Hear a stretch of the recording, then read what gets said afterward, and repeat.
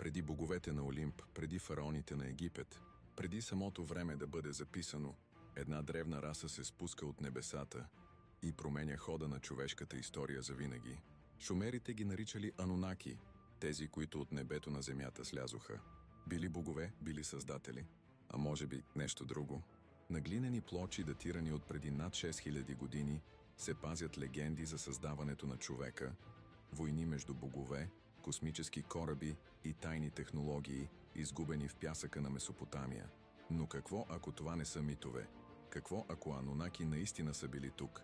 Следи от тях може би се крият в генетичния ни код, в мегалитите на древния свят, дори в самото злато, което цивилизациите са обсебено добивали. Кои са били Анунаки? Извънземни посетители, древни богове или просто забравена глава от човешката история? Отговорите са скрити, но въпросите са по-актуални от всякога.